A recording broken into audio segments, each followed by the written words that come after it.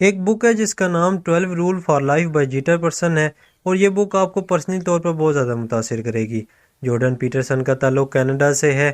یہ سائیکالوجی کے پروفیسر ہیں اور سائیکالوجی میں اپنے کام کی وجہ سے بہت زیادہ پاپولر ہیں، تو میں نے سوچا کیوں نہ اس کتاب کو بھی چیک کیا جائے۔ میں نے ابھی تک اپنے چینل پر کسی کتاب کی سمری نہیں لکھی، یہ پہلی کتاب ہے جس کی سمری میں نے لکھی ہے، اور اس ویڈیو کے آخر تک جاتے جاتے آپ جان جائیں گے کہ میں نے ایسا کیوں کیا۔ یہ کتاب بالکل ایک لائف چینجنگ ہے، تو آئیے شروع کرتے ہیں۔ اگر آپ اس چینل پر نئے ہیں تو مزید ویڈیوز دیکھنے کے لیے چینل کو سبسکرائب کر لیجئے۔ نمبر 1، اپنی باڈی لینگویج اور اٹھنے بیٹھنے کے سٹائل سے اپنے آپ کو ایک ونر کی طرح پیش کریں، جیسے بالکل سیدھے کھڑے ہوں اور اپنے شولڈر کو پیچھے رکھیں۔ اگر آپ چلتے ہیں تو اعتماد کے ساتھ چلیں، اگر آپ بات کرتے ہیں تو کنفیوز ہو کے نہ کریں۔ جب آپ اپنے پوسچر کو ڈال رکھتے ہیں اور باڈی لینگویج سے کانفیڈنٹ نہیں لگتے تو دوسرے لوگ آپ کو ان کانفیڈنس اور لوزر کے طور پر دیکھتے ہیں اور اسی لحاظ سے آپ کو ٹریٹ کرتے ہیں، اور جس طرح دوسرے لوگ آپ کو ٹریٹ کرتے ہیں اسی بیس پر ان کے اپنے ذہن میں آپ کا سیلف امیج بنتا ہے۔ نتیجے کے طور پر آپ اپنے آپ کو ایک لوزر سمجھنے لگتے ہیں، اور لوگوں کے سامنے آپ کا بھی رویہ ایک لوزر کے جیسا ہوتا ہے، کیونکہ آپ کو اپنے اس امیج کو کیری کرنا آسان لگتا ہے جو لوگوں کے ذہن میں بن چکا ہوتا ہے۔ اس لیے ہمیشہ سیدھے کھڑے ہوں اور اپنے اٹھنے بیٹھنے اور بات کرنے کے انداز سے اعتماد کا مظاہرہ کریں، تاکہ لوگوں کے ذہن میں آپ کا امیج ایک کنفیوز اور بوکس بندے کا نہ بنے۔ نمبر 2، اپنے آپ کو کسی ایسے بندے کی طرح ٹریٹ کریں جس کی مدد کرنا آپ کی ذمہ داری ہے۔ جیسے اگر آپ کا کوئی بہت اچھا دوست کہیں جاتا ہے اور آپ کے پاس اپنے ایک چھوٹے بچے کو چھوڑ جاتا ہے، تو آپ کوشش کریں کہ اس بچے کا خیال رکھیں تاکہ آپ کے دوست کے آنے تک کچھ بھی نہ ہو اسے۔ تو بالکل اسی طرح ہر وقت اپنی ذات کا بھی خیال رکھیں، خصوصاً اپنی صحت کو پہلی ترجیح دیں۔ اگر آپ کو کوئی میڈیکل ایشو ہے تو وقت پر ڈاکٹر کے پاس جائیں۔ نمبر 3، ان لوگوں کے ساتھ دوستی کیجیے جو آپ کا اچھا چاہتے ہیں، ایسے دوست جو مشکل میں آپ کے کام آئیں، نہ کہ ایسے لوگوں سے دوستی کیجیے جو اپنے رویے اور منافقت کی وجہ سے آپ کی ذہنی توانائی ضائع کرنے کا سبب بنتے ہیں اور آپ کو ہمیشہ ڈسکریج کریں۔ آپ کے دوست ایسے ہونے چاہیے کہ اگر آپ کوئی نیا کام شروع کرنے کا ارادہ کریں تو آپ کا حوصلہ بڑھائیں، نہ کہ آپ کو ڈرائیں دھمکائیں اور جان بوجھ کر نیگیٹو باتیں کریں۔ اگر آپ فیل ہو گئے تو بہت برا ہوگا۔ اصل میں دوستی میں ایک دوسرے کی مدد کرنا دونوں طرف سے ہوتا ہے۔ اگر آپ کا دوست جو ڈی موٹیویٹ یا لو محسوس کر رہا ہے تو آپ کو چاہیے کہ اسے حوصلہ دیں، اور اگر آپ کو کسی چیز کی ضرورت ہے تو آپ کے دوست کو چاہیے کہ آپ کو سپورٹ کرے۔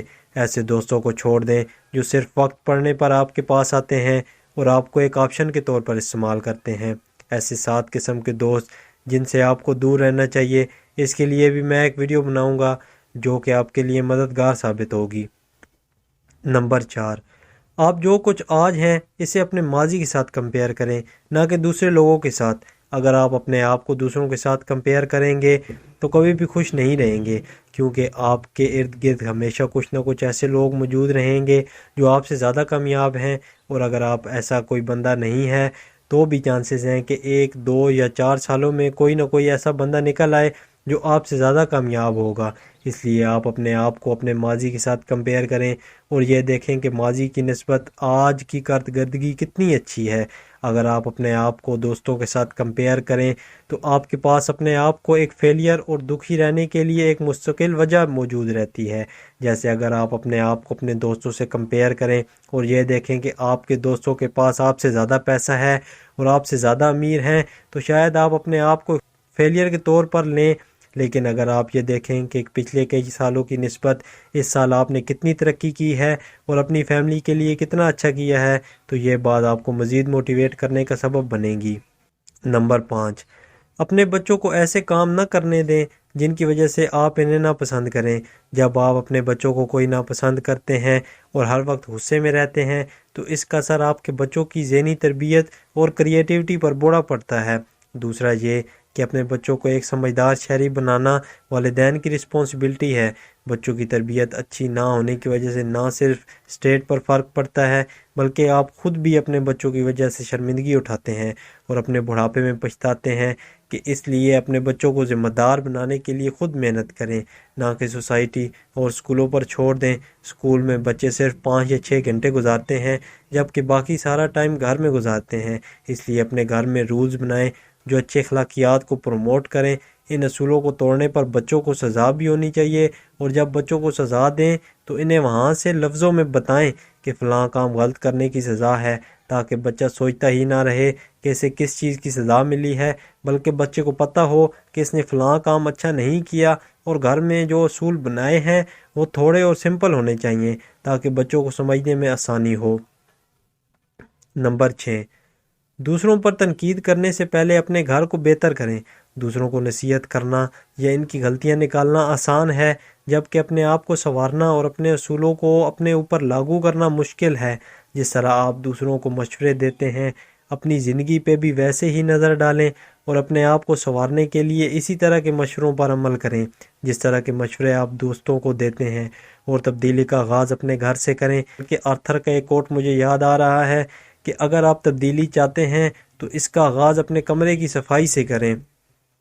نمبر 7، اپنی زندگی کو کسی اچھے ویژن اور بامقصد اصولوں کے تحت جئیں، نہ کہ صرف وقتی خوشی والی پالیسی کے تحت۔ شاید یہ بندر والی کہانی آپ نے پڑھی ہوگی کہ ایک بندر کو پکڑنے کے لیے ایک شکاری نے ایک ڈبہ لیا اور اس کے اندر ایک بسکٹ رکھ دیا۔ ڈبے میں ایک سوراخ تھا۔ جب بندر نے اس بسکٹ کو دیکھا تو اسے اٹھانے کے لیے بندر نے اپنا ہاتھ سوراخ کے اندر ڈال دیا۔ جب بندر نے بسکٹ پکڑ کے اپنے ہاتھ کو سوراخ میں سے باہر نکالنا چاہا تو اس کا ہاتھ باہر نہ نکل سکا۔ اب اس بندر نے اپنے ہاتھ کو باہر نکالنے کے لیے لالچ کی وجہ سے بسکٹ نہیں چھوڑا، شکاری کے ہاتھوں پکڑا گیا۔ اب آپ کو زندگی میں اس بندر کی طرح نہیں گزارنی چاہیے۔ اپنی زندگی کے لیے اچھے رولز اور ہائی سٹینڈرڈ سیٹ کریں۔ اپنی وقتی خوشی اور لالچ کے لیے اپنے معیار کو نہ گرائیں۔ اگر آپ کو کوئی فری نوالہ پیش کرتا ہے تو ضرور غور کریں کہ اس کے پیچھے اگلے بندے کے کیا محرکات ہو سکتے ہیں۔ نمبر 8، ہمیشہ سچ بولیں، اور اگر آپ سچ نہیں بول سکتے تو کم از کم جھوٹ مت بولیں، خصوصاً اپنے ساتھ جھوٹ مت بولیں، یعنی اپنے آپ کو جھوٹی تسلیاں نہ دیں اور حقیقت کا سامنا کریں۔ جیسے اکثر آپ سوچتے ہیں کہ سب کچھ خود بخود ٹھیک ہو جائے گا، یا اپنے فیوچر کے بارے میں یادوں میں ڈوبے رہتے ہیں اور اپنے ذہن میں فرض کرتے ہیں کہ آپ فیوچر میں ہیں اور آپ کے پاس اتنا کچھ ہے۔ اب اچھے خواب دیکھنا اور بڑے گولز رکھنا اچھی بات ہے، لیکن ہمیشہ اپنے گولز کے بارے میں ریئلسٹک رہیں۔ ایسی باتوں اور گولز کے بارے میں نہ سوچیں جو پریکٹیکل نہیں ہیں۔ جیسے اگر آپ کی عمر 30، 32 یا 34 سال ہے تو آپ بھی فاسٹ بالر بننے کے خواب دیکھتے ہیں اور نیشنل ٹیم میں جانا چاہتے ہیں، تو یہ خواب اتنا پریکٹیکل نہیں ہے، کیونکہ اس عمر میں جاتے جاتے فاسٹ بالر جواب دینے لگتے ہیں۔ اس لیے اپنے آپ سے جھوٹ نہ بولیں اور ان باتوں کی بیس پر اپنی زندگی ضائع نہ کریں۔ نمبر 9، جب آپ اگلے بندے سے باتیں کریں تو یہ فرض کریں کہ شاید اگلا بندہ کچھ ایسا جانتا ہو جو آپ نہیں جانتے۔ یعنی جب آپ دوسرے لوگوں سے باتیں کرتے ہیں تو توجہ سے سنیں۔ جب لوگ باتیں کرتے ہیں تو نہ صرف وہ آپ کو معاشرے کے بارے میں کچھ سکھاتے ہیں بلکہ اپنی ذات کے بارے میں بہت کچھ بتاتے ہیں، کیونکہ کوئی بھی بندہ اپنے اخلاقیات اور شخصیت کے حساب سے بات کرتا ہے۔ اگر آپ لوگوں کے بارے میں یا ان کی کمزوریوں کے بارے میں جاننا چاہتے ہیں تو انہیں زیادہ بولنے دیں اور خود توجہ سے سنیں، اور اگر آپ لوگوں کو یہ یقین دلا دیں کہ آپ انہیں جج نہیں کرتے تو وہ تقریباً آپ کو وہ ہر بات بتا دیں گے جو وہ سوچتے ہیں، کیونکہ عموماً دوسرے لوگ نیگیٹو ججمنٹ کی وجہ سے آپ سے باتیں چھپاتے ہیں۔ نمبر 10، اپنے اظہار خیال اور دوسروں کو اپنی بات سمجھانے کے لیے اچھے اور سچے الفاظ کا استعمال کریں۔ جیسے ادھورے یا غیر واضح جملے استعمال نہ کریں جن سے اگلے بندے کو کوئی مطلب اخذ کرتے ہوئے مشکل پیش آئے اور بعد میں غلط فہمیاں پیدا ہوں۔ ایسی زبان اور لہجہ استعمال کریں کہ اگلے بندے کو آپ کی بات پک کرنے میں آسانی رہے اور اگلا بندہ آپ کا مطلب یا ہدایات اچھی طرح سمجھ لے، تاکہ آپ کے اور اس کے معاملات اچھی طرح چلتے رہیں۔ جیسے اگر آپ ڈاکٹر کے پاس جاتے ہیں تو ڈاکٹر اس وقت تک اچھی طرح آپ کی مدد کرنے کے قابل نہیں ہوگا جب تک کہ آپ سے ساری بات ٹھیک نہیں بتا دیتے۔ اس لیے دوسروں سے بات کرتے ہوئے اچھے الفاظ کا استعمال کریں۔ ڈبل میننگ اور پیچیدہ گفتگو کرنے سے گریز کریں۔ اگر آپ کو اپنی بیوی یا شوہر سے کوئی شکایت ہے تو واضح الفاظ میں دوسروں کو بتائیں تاکہ اگلا بندہ اچھی طرح سمجھ سکے، نہ کہ صرف کلوز اور باتوں میں اگلے بندے کو احساس دلانے کی کوشش کرتے رہیں اور مزید بدمزگی کا شکار ہو جائیں۔ نمبر 11، بچوں کو کھیلنا یا پھر کوئی ایسا کام کرنے سے نہ روکیں جس میں گرنے اور چوٹ وغیرہ لگنے کا ڈر ہو۔ اب بعض کھیل تھوڑے سے رسکی ہوتے ہیں جن میں چوٹ وغیرہ لگنے کا ڈر ہوتا ہے، اور یہ درست ہے کہ ایسے کھیلوں میں اگر پراپر فاسد سامان کا استعمال کیا جائے تو حادثے سے محفوظ رہا جا سکتا ہے، لیکن بچے حد سے زیادہ کمپیٹنس اور فتح کی پرواہ کرتے ہیں۔ اگر آپ انہیں چھوٹی چھوٹی باتوں پر ٹوکتے رہیں اور احتیاطیں سکھاتے رہیں تو ان میں رسک لینے کی عادت بالکل ڈیولپ نہیں ہوتی۔ اور سچی بات تو یہ ہے کہ آج کل کسی مقام پر پہنچنے اور محفوظ رہنے کے لیے رسک لینے کی عادت بہت ضروری ہے، اس لیے بچوں کے ساتھ ضرورت سے زیادہ روک ٹوک نہ کریں۔ اوور پروٹیکشن کا مطلب ہے کہ جب بھی کوئی رسکی سچویشن یا پھر نئی اپورچونٹی ابھرے گی تو آپ کے بچوں کو رسک لیتے ہوئے یا پھر اس اپورچونٹی کو استعمال کرتے ہوئے مشکل پیش آئے گی۔ نمبر 12، اگر آپ کو سڑک پر چلتے ہوئے کوئی سہمی ہوئی بلی ملے تو اس کی پشت پر ہاتھ پھیریں۔ اس کا مطلب یہ ہے کہ آج کل زندگی گزارنا بہت مشکل ہے، جگہ جگہ پر آپ کو تھکے ہوئے اور مایوس لوگ ملیں گے۔ آج کل زیادہ لوگ ویسے ہی دوسروں کی ٹانگیں کھینچتے ہیں اور انہیں ہرٹ کرنے کے چکر میں رہتے ہیں، لیکن اگر آپ کو ایسے لوگ ملتے ہیں تو انہیں حوصلہ دیجیے اور اپنی انرجی اور وقت کو جتنا بچا سکتے ہیں بچا کے رکھیں، کیونکہ زندگی ٹف ہے، اور اگر آپ حادثے اور برے واقعات کے اثرات کو ایکٹیولی کنٹرول نہیں کریں گے تو ایک دن سارا کچھ زمین پر آ رہے گا۔ زندگی کو ایک جنگ کی طرح لیجئے جو چھوٹی چھوٹی لڑائیوں سے مل کے بنی ہے، اور اس جنگ کو جیتنے کے لیے آپ کو اپنی زندگی کے سارے ایریاز پر توجہ دینی ہوگی، لیکن اگر آپ اپنی انرجی کو فالتو کام اور فضول چکروں میں استعمال کریں گے اور اپنے آپ کو تھکنے دیں گے تو مشکل ہوگی۔ امید ہے کہ یہ ویڈیو آپ لوگوں کو بہت پسند آئی ہوگی۔ اس کے علاوہ اگر آپ اس چینل پر آج پہلی دفعہ آئے ہیں تو مزید ویڈیوز دیکھنے کے لیے چینل کو سبسکرائب کر لیجئے۔